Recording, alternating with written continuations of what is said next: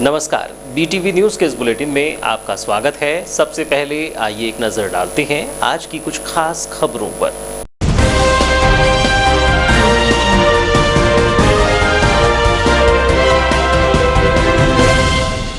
आपत्तिजनक फोटो एवं वीडियो चुराने वाला आरोपी गिरफ्तार। युवती ने सुधारने दिया था मोबाइल दुकान मालिक कर रहा था ब्लैकमेल। पुलिस ने दुकान में दबिश देकर की कार्यवाही। आश्वासन के बाद मंडी कर्मचारियों की हड़ताल स्थगित। मांगी नहीं मानी तो फिर आंदोलन करने की दी चेतावनी। 25 सितंबर से जारी थी अनिश्चितकालीन हड़ताल। गांधी जयंती से की गई थी भूख हड़ताल प्रारंभ। दुर्गा प्रतिमाओं पर 6 फीट ऊंचाई का नहीं रहेगा प्रतिबंध। सीएम शिवराज सिंह ने वीडियो कॉन्फ्रेंसिंग में दी जानकारी। 6 फीट व उससे कम ऊंचाई की प्रतिमा बना रही मूर्तिकार। मूर्तिकारों ने कहा, बड़ी प्रतिमा बनाने अब नहीं है समय।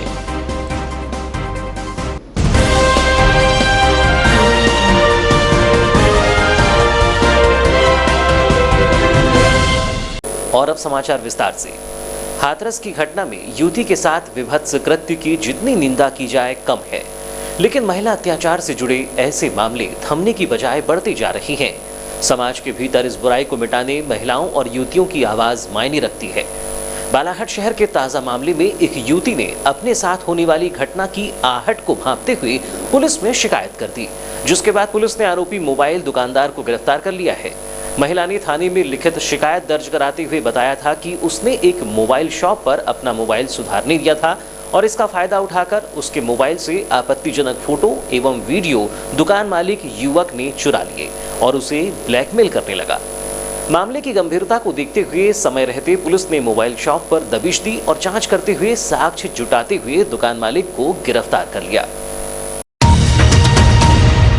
बालाघाट कोतवाली थाने में रविवार 4 अक्टूबर को प्रेस वार्ता में नगर पुलिस अधीक्षक कर्णिक श्रीवास्तव और थाना कोतवाली प्रभारी MR रोमड़े ने मामले का खुलासा किया। प्रेस वार्ता में बताया गया कि नगर की एक महिला ने लिखित शिकायत दर्ज कराई थी, जिसमें उसने उल्लेख किया था कि अरिहंत मोबाइल शॉप में अपना मोबाइल सुधारने के लिए उसने दिया था। इसका फायदा उठाते हुए मोबाइल की फोटोज और वीडियो दुकान मालिक अंकुश पिता प्रमोद जैन उम्र 29 वर्ष निवासी काली मंदिर रोड गौली मोहल्ला बालाघाट ने चुरा लिए और इसके बाद उन्हीं फोटोज को वापस प्रार्थिया के मोबाइल पर व्हाट्सएप के माध्यम से भेजकर महिला को अश्लील वीडियो बनाकर भेजने की मांग करने लगा।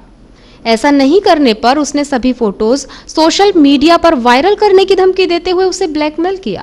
वार्ता में CSP कर्णिक श्रीवास्तव ने जानकारी दी कि 3 अक्टूबर को प्रार्थिया ने इसकी शिकायत की थी, जिसके आधार पर मोबाइल शॉप संचालक की दुकान पर दबिश दी गई और वहां साक्ष्य जुटाते हुए दुकानदार का मोबाइल खंगाला गया तो उसके मोबाइल में महिला के वीडियो और फोटो पाए गए, जिस पर पुलिस मोबाइल दुकानदार को गिरफ्तार कर थाने में लेकर आई। महिलाओं पर हो रहे अपराध को रोकने की इस घटना पर पुलिस ने तत्परता दिखाई, जिसमें महज 2 घंटे के भीतर कार्यवाही करते हुए पुलिस ने आरोपी को गिरफ्तार कर लिया।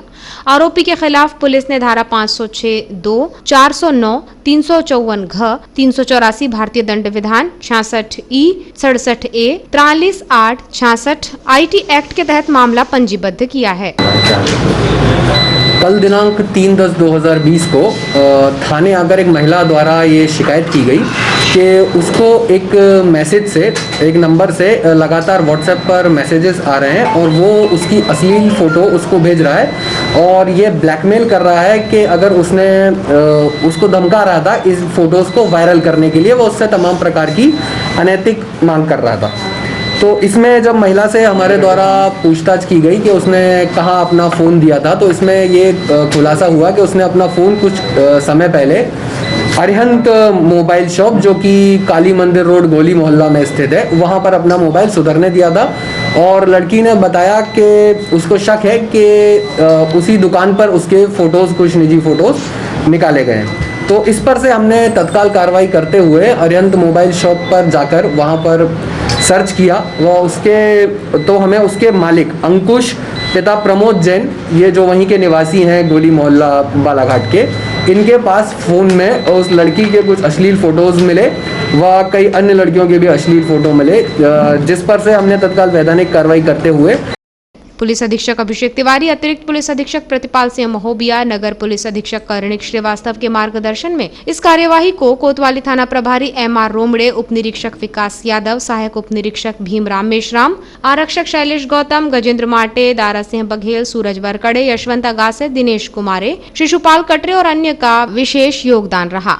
कोतवाली थाने में वार्ता के दौरान नगर पुलिस अधीक्षक कर्णिक श्रीवास्तव ने जिले की जनता से अपील करते हुए कहा कि महिलाओं पर हो रहे किसी भी प्रकार के अपराधों की जानकारी पुलिस को जरूर दें। देखा जाए तो किसी बड़ी घटना की आशंका से जुड़े इस मामले में महिला ने जो साहस दिखाया है वो काबिले तारीफ है। पुलिस ने बताया कि आरोपी मोबाइल दुकानदार द्वारा मोबाइल सुधारने देने वाली अन्य महिलाओं और युवतियों के साथ भी ऐसा ही कुछ तो नहीं किया गया है। इस दिशा में जाँच की जा रही है। पुलिस ने कहा कि महिलाओं को ऐसे मामलों को लेकर सतर्क रहना चाहिए। अपना मोबाइल सुधारने देने से पहले अच्छी तरह देखना चाहिए कि कहीं मोबाइल में कोई आपत्तिजनक फोटो या वीडियो तो नहीं है। मोबाइल दुकानदार ऐसे मौकों का फायदा उठाते हुए महिलाओं और युवतियों को ब्लैकमेल कर सकते हैं। अगर किसी के साथ भी ऐसा कुछ होने का अंदेशा हो तो पुलिस को सूचित किया जाए ताकि महिलाओं पर हो रहे अपराधों और दुराचार जैसी घटनाओं को घटित होने से रोका जा सके। और आपके माध्यम से मैं बालाघाट पुलिस की तरफ से ये निवेदन करना चाहूँगा ऐसी महिलाओं से, लड़कियों से जिनको भी इस प्रकार से किसी भी तरीके से कोई धमका रहा है या कोई अश्लील मैसेजेस भेज रहा है, तो हमारी ये रिक्वेस्ट है कि वो तत्काल पुलिस में आकर सूचना दें और हम उसमें अति संवेदनशीलता दिखाते हुए तत्काल कार्रवाई करेंगे, जैसे कि इसमें हमारी टीम द्वारा काफ़ी अच्छी और तत्काल कार्रवाई की गई। मॉडल मंडी एक्ट एवं वेतन भत्ते सहित अन्य मांगों को लेकर बीते 25 सितंबर से अनिश्चितकालीन हड़ताल कर रही मंडी कर्मचारियों ने सरकार के आश्वासन के बाद हड़ताल को स्थगित करने का निर्णय लिया है। मंडी कर्मियों द्वारा अपनी मांगों को लेकर 2 अक्टूबर गांधी जयंती के दिन से गोंगलई मंडी सहित जिले की सभी मंडियों में क्रमिक भूख हड़ताल प्रारंभ कर दी थी। वहीं रैली निकालकर अपनी मांगों को लेकर आवाज बुलंद की थी। अब मंडी कर्मियों का कहना है कि आश्वासन के बाद सरकार मांगी नहीं मानती है तो फिर से आंदोलन शुरू किया जाएगा और इसी तरह मंडी कर्मचारी भूख हड़ताल करेंगे। गौरतलब है कि संयुक्त संघर्ष मोर्चा मंडी कर्मचारी संघ के प्रांतीय आह्वान पर मंडी कर्मियों की प्रारंभ हुई हड़ताल में मंडी कार्य से जुड़े हमाल तुलावटी भी समर्थन में रहे। प्रदेश भर में जारी इस हड़ताल में कृषि मंडी कर्मचारियों ने केंद्र सरकार द्वारा जारी किए गए कृषि के 3 अध्यादेशों को लेकर विरोध प्रदर्शन किया है। बालाघाट जिले में 25 सितंबर से मंडी प्रांगण में कर्मचारियों की हड़ताल जारी रही, जो 4 अक्टूबर को आश्वासन के बाद स्थगित करनी पड़ी। इस अवधि में मंडी कर्मचारियों ने रैली निकालकर अपनी मांगों को लेकर आवाज बुलंद की और मुख्यमंत्री के नाम ज्ञापन भी सौंपा था। वहीं मंडी प्रांगण में भूख हड़ताल पर मंडी कर्मचारी डटे रहे। नतीजा ये निकला कि सरकार ने उनकी मांगों को लेकर विचार किया जाएगा ऐसा आश्वासन देते हुए उन्हें हड़ताल स्थगित करने को कहा है, जिस पर मंडी कर्मचारियों ने हड़ताल वापस ले ली है और साथ ही कह दिया है कि मांगे नहीं मानी जाएंगी तो हड़ताल फिर से शुरू कर दी जाएगी। इस दौरान मंडी निरीक्षक आकाश ठाकुर ने कहा कि शासन के आश्वासन के बाद हड़ताल को स्थगित करने का निर्णय लिया गया है। हमने कृषि कानूनों और विसंगतियों पर सरकार को ध्यान देने को कहा था। साथ ही हमारा वेतन भत्ता सुरक्षित करने हम क्रमिक भूख हड़ताल कर रहे थे। मंडी कर्मचारियों के साथ ही हमाल तुलावटी भी हड़ताल में भागीदार रहे। उन्होंने कहा कि मांगे पूरी नहीं की गई तो पुनः हड़ताल प्रारंभ कर दी जाएगी। हमारी एक सूत्री मांग थी कि कृषि कानून बनने के बाद जो विसंगति उत्पन्न हुई थी और जिसके कारण मंडियों में टैक्स और उसकी जो क्षेत्र है सीमा जो है वो कम हो गया था और उसके बाद हमारे वेतन भत्ते मिलना संभावित नहीं था, तो एक सूत्री मांग थी हमारी कि हमारे वेतन भत्ते सरकार जो है सुरक्षित करे।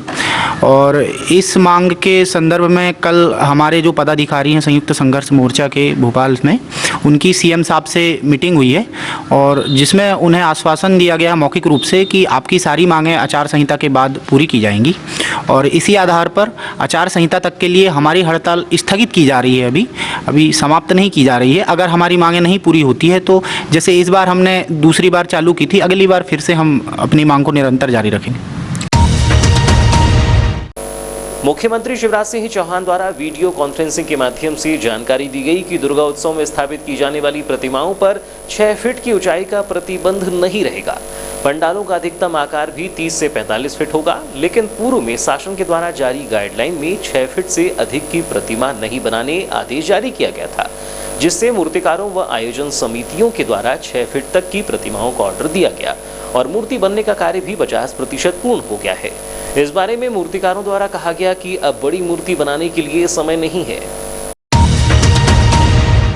गौरतलब है कि कोरोना संक्रमण के चलते शासन द्वारा नवरात्रि पर्व को लेकर गाइडलाइन जारी की गई थी, जिसमें दुर्गा प्रतिमा की ऊंचाई अधिकतम 6 फीट रखने और पंडाल का साइज 10 बाय 10 रखने के निर्देश जारी किए गए थे, जिससे आयोजन समिति द्वारा 6 फीट तक की ऊंचाई की प्रतिमा बनाने के ऑर्डर दिए गए और मूर्तिकारों द्वारा भी 6 फीट से कम ऊंचाई की ही प्रतिमाएं बनाई जा रही हैं। इस बारे में मूर्तिकारों से चर्चा करने पर उन्होंने कहा कि शासन द्वारा सार्वजनिक दुर्गा उत्सव मनाने और प्रतिमा की ऊंचाई का आदेश पूर्व में भी विलंब से जारी किया गया और अब भी मुख्यमंत्री द्वारा प्रतिमा की ऊंचाई 6 फीट पर पाबंदी नहीं रहेगी का बयान देरी से ही जारी किया गया है, जिससे इस वर्ष प्रतिमा बनाने का समय कम मिलने पर कम ही प्रतिमाएं बनाई जा रही हैं और अब नवरात्रि को 12 दिन ही बचे हैं। ऐसे में बड़ी प्रतिमा बनाना संभव भी नहीं है। बड़ी प्रतिमा को बनाने के लिए करीब 1-1.5 माह का समय मिलना चाहिए। मूर्तिकार नवेगांव निवासी आकाश निवारे ने कहा कि परिवार द्वारा करीब 50 वर्ष से मूर्ति बनाने का कार्य वे कर रहे हैं। इस वर्ष कोरोना के चलते पहले 3 फीट, फिर 4 और 6 फीट तक की प्रतिमा स्थापित करने की जानकारी मिलने पर छोटी प्रतिमाएं ही बनाने का काम किया गया। इस वर्ष 8 प्रतिमा बनाने के ऑर्डर मिले हैं और सभी प्रतिमाएं 6 फीट से कम ऊंचाई की ही बनाई जा रही है। उन्होंने कहा कि अब बड़ी प्रतिमा भी बना सकते हैं, ऐसा मुख्यमंत्री द्वारा बयान जारी किया गया है, लेकिन अब काफी विलंब हो चुका है और बड़ी मूर्ति बनाना संभव भी नहीं है। पहले तो बताया सरकार ने कि 2.5 से 3 फीट का, 3 से फिर 4 से 5 फीट का बोला, फिर 6 फीट कर दिया।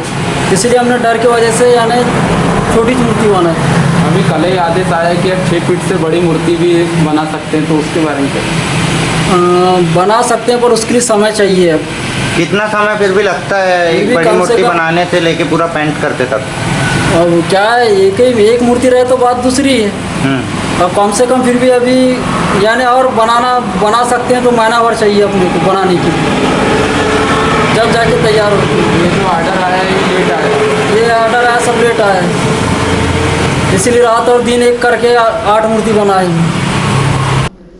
मूर्तिकार दीपक कोटांगले ने बताया कि काफी समय से प्रतिमा बनाने का काम वे कर रहे हैं। कोरोना को देखते हुए प्रतिमा स्थापित होती है या नहीं, इससे ऑर्डर नहीं मिलने के पहले प्रतिमा नहीं बनाई। शासन से 6 फीट तक की प्रतिमा बनाने की गाइडलाइन जारी होने के बाद ऑर्डर मिलने के बाद प्रतिमा बनाने का कार्य शुरू किया गया। अब 10-15 दिन पहले बड़ी प्रतिमा बनाने की भी जानकारी मिल रही है, लेकिन बड़ी प्रतिमा बनाने का समय नहीं बचा है। यह आदेश पहले ही जारी होना चाहिए था। हर वर्ष पहले से ही प्रतिमा बनाने का कार्य प्रारंभ कर दिया जाता था, लेकिन इस वर्ष कोरोना और लॉकडाउन के चलते काफी नुकसान उठाना पड़ रहा है। बनते आ रही जो हमने आज उनके हाथ के नीचे रह के थोड़ा बहुत काम अपना सीखे और आज सामने होके कर रहे हैं। अच्छा, जैसे कि 10-15 दिन पहले आदेश आए थे 6 फीट की मूर्ति बनाना के आदेश दिए थे, कितनी मूर्ति के ऑर्डर आपको उसके बाद मिले? और 6 फीट जैसे जब तक ऑर्डर नहीं मिला था हमें, तो हमने विचार किए थे कि अगर हम बनाते भी हैं तो किस बेस पे बनाएंगे, क्योंकि पब्लिक नहीं बैठालती, फिर इतनी बड़ी बड़ी मूर्तियाँ कहाँ रखेंगे।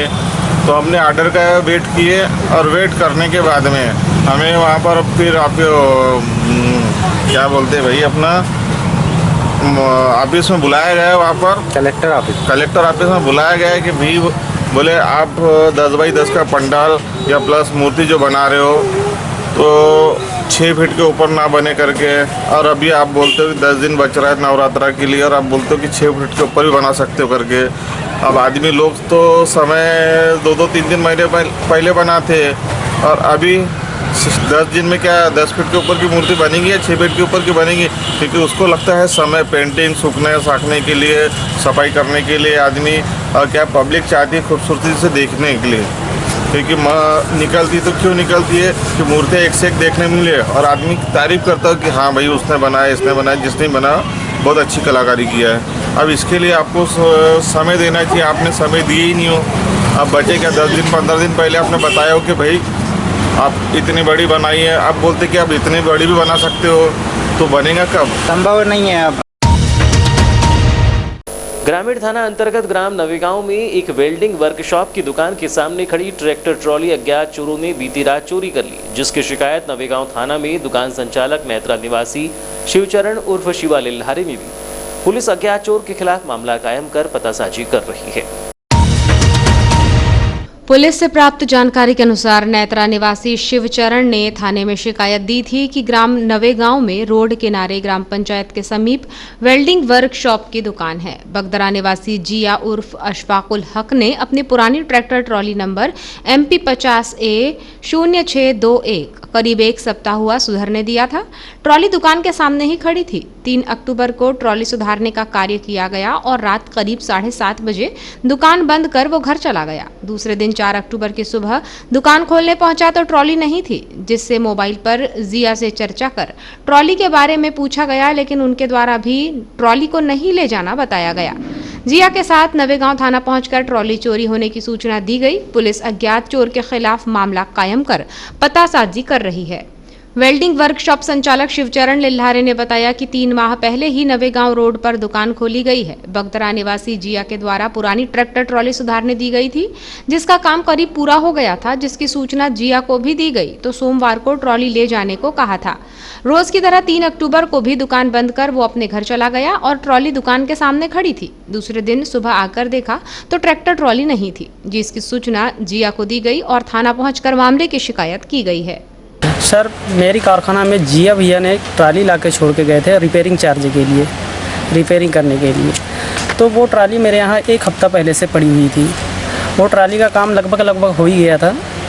अचानक में फिर मैंने जिया भैया से बात की तो जिया भैया बोले ठीक है यार, सोमवार के दिन ले जा लेंगे। जब है तो मैंने शाम को 7:30 बजे दुकान बंद की तो ट्राली वहाँ थी। उसके बाद बंद करने के बाद जब सुबह मैं 7 बजे आया तो ट्राली वहाँ से गायब थी। कब की बात है ये सर 4 तारीख की बात है, यानी 3 तारीख के रात की बात है। 3 तारीख की रात की बात? जी हाँ। तो क्या लगता है आपको, किसी पे संदेह या? सर, मेरी दुकान तो 3 महीने हुआ है, अभी नवी खुली है। मैं किस पे भरोसा कर सकता हूँ? किसी पे नहीं कर पाऊँगा। क्या है, मेरे ना कोई दुश्मन है यहाँ पे, अभी तो मेरी नई दुकान खुली है और ना ही मेरे से कोई अभी विवाद हुए हैं किसी से, तो मैं किसी पे तो शक ही नहीं। अच्छा, थाने में रिपोर्ट दर्ज करा दी आपने? जी सर, मैंने रिपोर्ट करा दी दर्ज। क्या नाम? नगर की प्रमुख सांस्कृतिक संस्था नूतन कला निकेतन के अध्यक्ष पद का निर्वाचन 4 अक्टूबर को निर्वाचन अधिकारी वीणा रामेकर के द्वारा संपन्न कराया गया। चुनाव मैदान में 2 प्रत्याशी रूप बनवाली व अजय उपाध्याय थे, जिसमें रूप बनवाली ने 26 मतों से अजय उपाध्याय को पराजित कर पुनः निकेतन का अध्यक्ष बनने का गौरव प्राप्त किया। इस अवसर पर उपस्थित नूतन कला निकेतन के सभी सदस्यों द्वारा निर्वाचित हुए बनवाली को बधाई देते हुए उनका स्वागत किया गया। गौरतलब है कि नूतन कला निकेतन जिले की 65 साल पुरानी प्रमुख सांस्कृतिक संस्था है। संस्था में लगातार सांस्कृतिक कार्यक्रमों के अलावा सामाजिक कार्यक्रमों का भी आयोजन किया जाता है। संस्था के अध्यक्ष का चुनाव हर 3 वर्ष में कराया जाता है। संस्था के अध्यक्ष के कार्यकाल को 3 वर्ष पूर्ण होने पर चुनाव प्रक्रिया संपन्न कराई गई। अध्यक्ष के लिए 3 प्रत्याशियों का नामांकन भरा गया था, जिसमें रूप कुमार बनवाले, अजय उपाध्याय और चंद्रभान मंडलवार शामिल थे, लेकिन चंद्रभान मंडलवार द्वारा अपना नामांकन पत्र वापस ले लिया गया था, जिससे चुनाव में 2 ही प्रत्याशी थे। आज 4 अक्टूबर को अध्यक्ष के लिए चुनाव प्रक्रिया संपन्न कराई गई, जिसमें कुल 84 मतदाताओं में से 74 मतदाताओं ने मतदान किया। इसमें रूप कुमार बनवाले को 49 मत और अजय उपाध्याय को 23 मत प्राप्त हुए और 2 मत निरस्त हो गए। इस तरह रूप कुमार बनवाले 26 मतों से विजयी होकर पुनः निकेतन के अध्यक्ष पद पर काबिज हुए। चुनाव प्रबंधन द्वारा कोरोना गाइडलाइन का पालन करते हुए चुनाव प्रक्रिया शांतिपूर्ण तरीके से संपन्न कराई गई।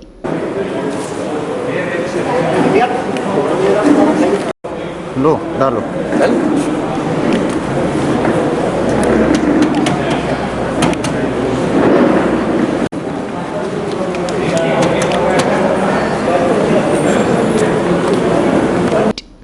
इस दौरान निकेतन के निर्वाचित अध्यक्ष रूप कुमार बनवाले ने कहा कि निकेतन की चुनाव प्रक्रिया नियमों के अनुसार हर 3 वर्ष में होती है। अध्यक्ष के लिए संस्था के जितने सदस्य होते हैं उनके द्वारा नाम प्रस्तावित कर समर्थन किया जाता है और एक नाम पर सहमति नहीं बनने से 1 से अधिक प्रत्याशी होने पर मतदान प्रक्रिया कराई जाती है, जिसमें संस्था के सदस्यों द्वारा मतदान किया जाता है। उन्होंने कहा कि संस्था करीब 65 साल से चल रही है और संस्था द्वारा लगातार सांस्कृतिक, सामाजिक सहित अन्य कार्यक्रमों का आयोजन किया जाता है। हमारा प्रयास है कि संस्था में ही नाट्य और नृत्य की ट्रेनिंग दे सकें और नूतन कला निकेतन एक लघु नाट्य विद्यालय का स्वरूप प्राप्त करे। इसके लिए शासन से चर्चा की जा रही है। उन्होंने कहा कि संस्था की कार्यकारिणी का गठन 1 सप्ताह के अंदर ही कर लिया जाएगा। ये जो चुनाव प्रक्रिया है ये हर 3 साल में होती है, क्योंकि हमारा जो विधान है, निकेतन का जो संविधान बना है, उसमें हर 3 साल में अध्यक्ष का चयन किया जाना है, चुनाव किया जाना है। तो इसमें जितने भी हमारे मेंबर्स होते हैं, उनके द्वारा ही प्रस्तावित किया जाता है नाम, उनके द्वारा ही समर्थन दिया जाता है और उनके द्वारा ही निर्वाचन नए अध्यक्ष का होता है। अब इसमें प्रक्रियाएं हैं, तो जैसे एक से अधिक प्रत्याशी यदि खड़े हो गए या खड़े कर दिए, क्योंकि संगठन है, तो इसमें फिर क्या करना पड़ता है कि अपन जैसे हाथ उठा के करें तो थोड़ा सा रंजिश हो जाती है, तो गुप्त मतदान कर लो। तो गुप्त मतदान के लिए क्या है, जो शासन ने नीतियाँ निर्धारित की है उसको फॉलो करना पड़ता है। उसको हमने फॉलो किया, और इसलिए भी फॉलो हमने किया कि हमारी रजिस्टर्ड संस्था है, फर्म्स एंड सोसाइटी से, और बहुत पुरानी है, 65 साल हो रहे हैं। तो हम लोग शासन के नियम निर्देशों का भी पालन करते हैं। और रहा सवाल कि अब हम क्या करेंगे, तो नूतन कला निकेतन 65 साल तक लगातार काम करती हुई आ रही है और जीवित संस्था है। ऐसा नहीं कि संस्था तो बहुत बनती है, 100 साल भी रहती है, लेकिन पेपर में। लेकिन हमारी संस्था ये है, आपने भी देखा होगा, आप इस शहर के हैं, तो संस्था कंटिन्यू वर्क करती है। और हमारी संस्था का तो मल्टी एक्टिविटीज़ है, बहुत सारे हमारे कार्यक्रम होते हैं, आयोजन होते हैं, और सभी प्रकार का करते हैं। सामाजिक है, शिक्षा का है, क्रीड़ा खेलकूद का है, तो संगीत का है, लोक कला का है। अभी हमने अपने यहाँ के आर्टिस्टों को भोपाल तक पहुँचाने की कोशिश की, लोक कला के, डंडार हमारे का लोक नाट्य है, इसके कलाकारों को हमने भोपाल तक पहुँचाने का, दिल्ली तक पहुँचाने का प्रयास किया है, और उसमें सफल हुए। अब निर्वाचन अधिकारी वीणा रामेकर ने बताया कि निकेतन के अध्यक्ष का कार्यकाल 3 साल का होता है। 3 वर्ष पूरे होने पर अध्यक्ष का चुनाव कराया गया और निर्वाचन प्रक्रिया संपन्न कराई गई। अध्यक्ष के लिए चंद्रभान मंडलवार, रूप कुमार बनवाले और अजय उपाध्याय के नाम शामिल थे, जिसमें मंडलवार ने नाम वापस ले लिया था। 84 मतदाताओं में से 74 मतदाताओं ने मत दिया, जिसमें रूप कुमार बनवाले को 49 मत और उपाध्याय को 23 मत मिले और 2 मत निरस्त हो गए। नूतन कला निकेतन में 3 वर्ष के कार्यकाल हेतु अध्यक्ष पद का चुनाव किया गया, जिसमें 3 अभ्यर्थी शामिल हुए थे चुनाव हेतु।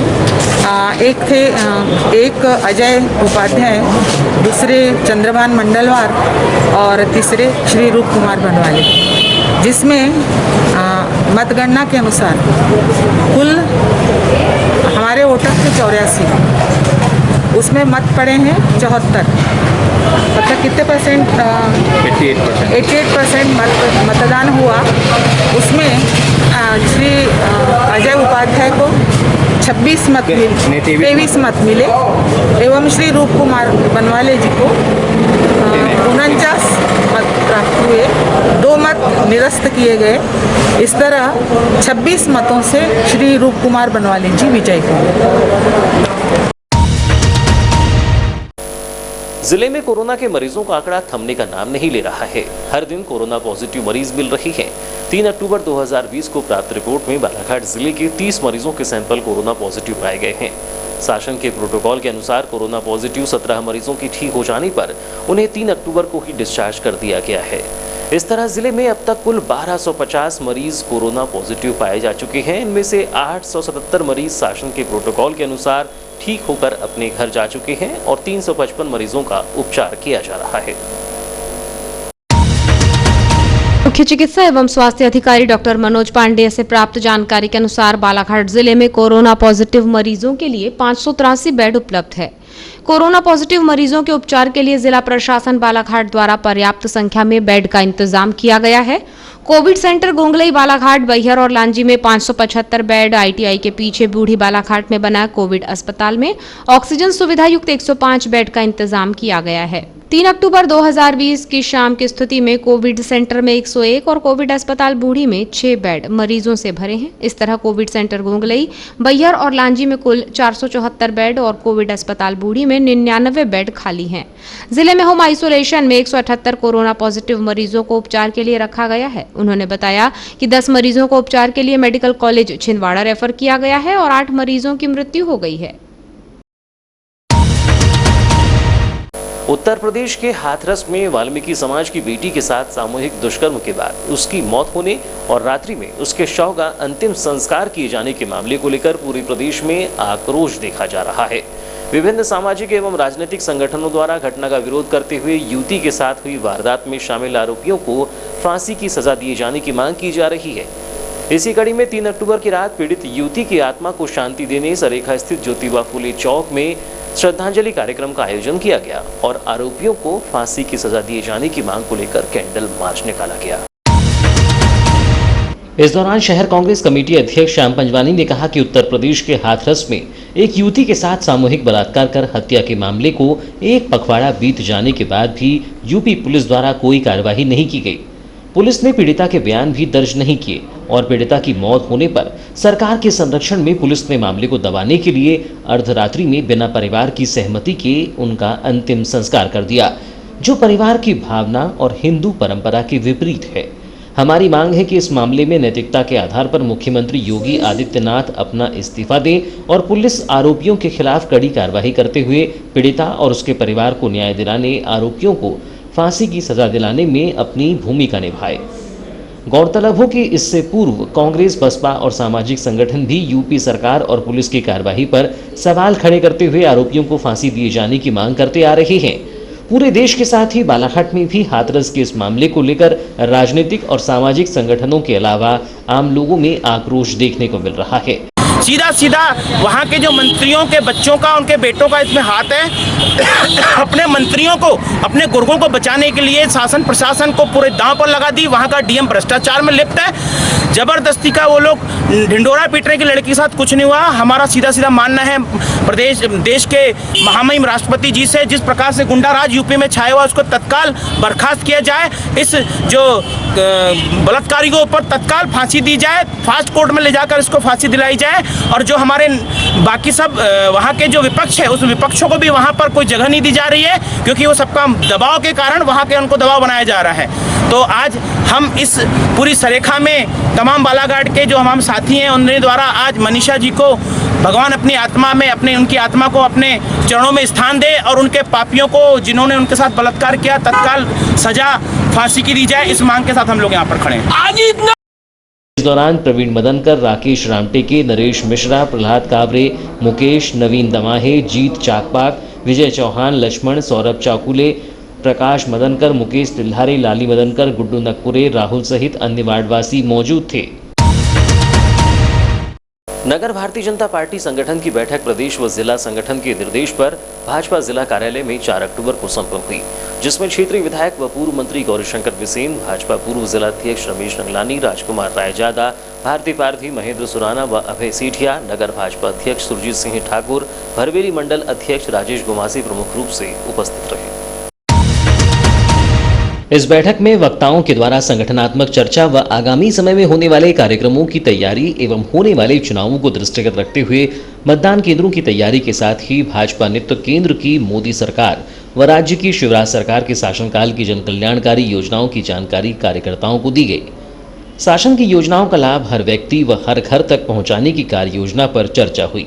इस अवसर पर नवनियुक्त पदाधिकारियों का स्वागत किया गया। इस दौरान विधायक गौरीशंकर बिसेन ने कहा कि हमें संगठन के माध्यम से सरकार की योजनाओं का लाभ अंतिम छोर के व्यक्ति तक पहुंचाकर संगठन को भी मजबूती प्रदान करना है। संगठन को मजबूत बनाए रखने के लिए जनता के बीच जाकर केंद्र एवं राज्य सरकार की योजनाओं का लाभ दिलाने हेतु योजनाओं का विस्तार से प्रचार प्रसार करना एवं जनता को जागरूक करना कार्यकर्ताओं का अंतिम लक्ष्य होना चाहिए।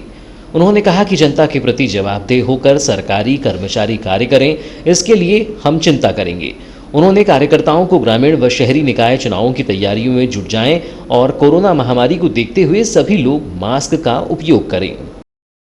नई कार्यकारिणी के बनने के बाद पदाधिकारियों से परिचय की दृष्टि से आज भरवेली मंडल व बालाघाट नगर मंडल की बैठक है और कार्यकर्ताओं का दायित्व परिवर्तन हुआ है। कुछ नए लोगों को अवसर मिला है, कुछ पुराने भी हैं। तो उनके क्या क्या काम हैं, उनको संगठन को किस दिशा में आगे बढ़ाना है, इसके लिए औपचारिक चर्चा के लिए आज की बैठक आहूत है। बैठक का कोई अन्य एजेंडा नहीं है, संगठन को कैसे मजबूत करना आने वाले समय में भारतीय जनता पार्टी के माध्यम से किए जाने वाले कार्यों को उनका क्रियान्वयन किस तरह से करना, इन सभी बिंदुओं के ऊपर हमारे जो प्रमुख लोग हैं, जैसे जिले के अध्यक्ष पूर्व अध्यक्ष रंगानी जी, नगर भाजपा मंडल अध्यक्ष सुरजीत सिंह ठाकुर ने कहा कि बालाघाट नगर व भरवेली ग्रामीण मंडल की सामूहिक परिचयात्मक बैठक की गई। आगामी समय में संगठन को किस तरह मजबूती प्रदान करने इसको लेकर चर्चा की गई। हमारी सरकार की योजनाओं को अंतिम पंक्ति के अंतिम व्यक्ति तक किस तरह पहुंचाएं, इसकी कार्य योजना बनाने के लिए बैठक का आयोजन किया गया है। कोरोना काल के समय भाजपा सरकार ने लोगों को सहायता पहुंचाने का कार्य किया है। तो परिचयात्मक बैठक, एक दूसरे से सबका परिचय हो जाए और आगामी समय में किस तरह संगठन को मजबूती देने के लिए हम कार्य करें, इसको लेकर मार्गदर्शन देने के लिए हमारे नेता आदरणीय गौरीशंकर बिसेन जी, रमेश रंगलानी जी, राजकुमार यादव जी और सभी लोग उपस्थित होकर हमें मार्गदर्शन दे रहे हैं। साथ ही आने वाला समय हमारे लिए नगरीय निकाय चुनाव का है, उसकी हम किस तरह तैयारी करें और अब हम केंद्र और राज्य दोनों ही सरकारों में हैं। हमारे सरकारों की योजनाओं को किस तरह हम अंतिम पंक्ति के अंतिम व्यक्ति तक पहुंचाएं, ये इसकी कार्य योजना बनाने के लिए ये बैठक का मुख्य आयोजन किया गया है। और अब अंत में चलते चलते आइए एक नजर डालते हैं आज की कुछ खास खबरों पर।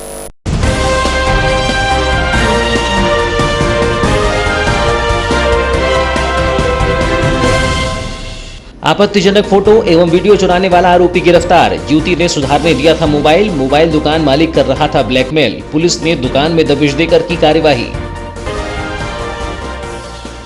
आश्वासन के बाद मंडी कर्मचारियों की हड़ताल स्थगित, मांगी नहीं मानी तो फिर आंदोलन करने की दी चेतावनी। 25 सितंबर से जारी थी अनिश्चितकालीन हड़ताल। गांधी जयंती से की गई थी भूख हड़ताल प्रारंभ।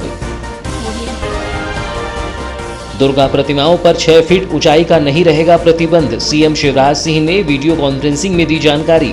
6 फीट व उससे कम ऊंचाई की प्रतिमा बना रही मूर्तिकारों ने कहा, बड़ी प्रतिमा बनाने अब नहीं है समय।